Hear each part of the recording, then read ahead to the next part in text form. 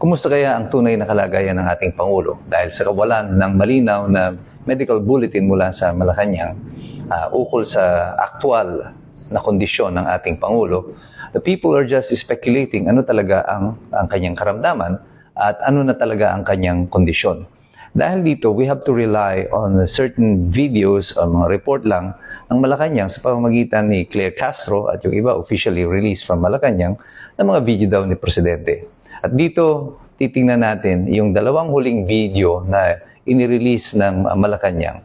Ang unang video na ito yung interview ng parang kinikilig na si Claire Castro, na parang girlfriend, ayon sa opinion ng iba, na kinakausap niya ang Pangulo.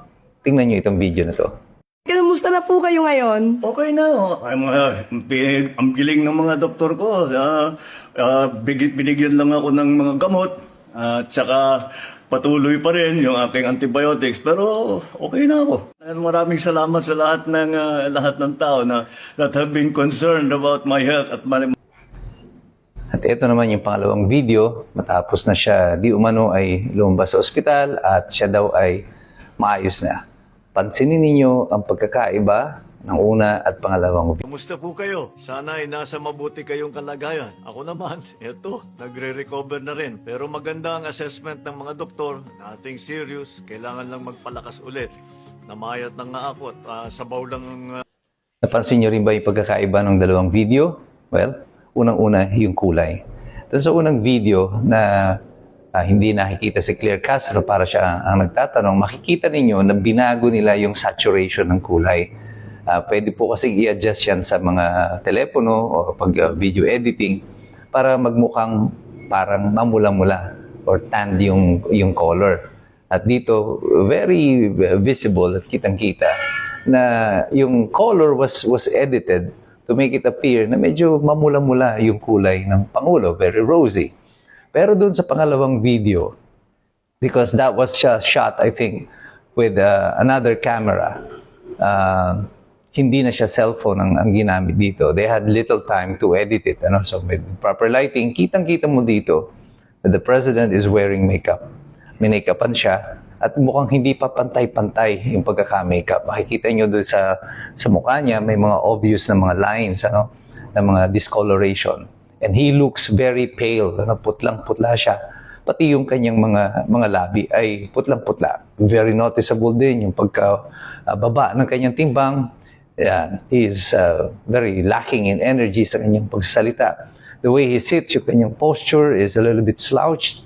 At saka, you can see it in his eyes. Yung eyes daw is the window to the soul of the person. And you know that look is the look of someone who is really sick.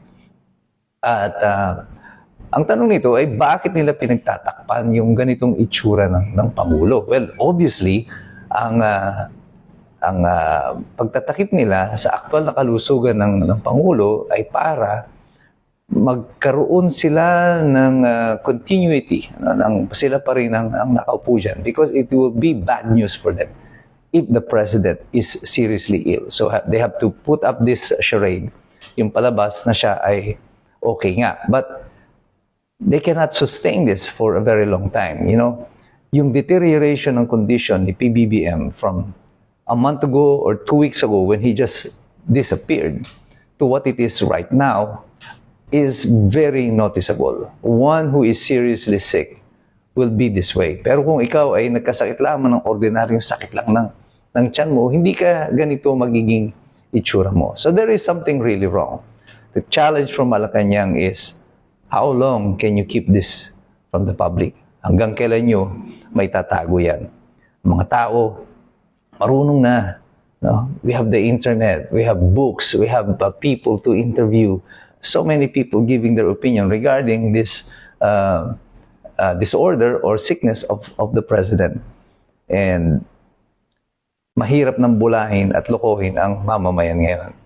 Matalino na po si Escombro sapagkat kami ay patuloy na nagbabasa, nag-aaral. Kasi alam namin, mahirap talaga makialam ng taong walang alam. So God bless you. God bless us all. Mabuhay ang Republika ng Pilipinas.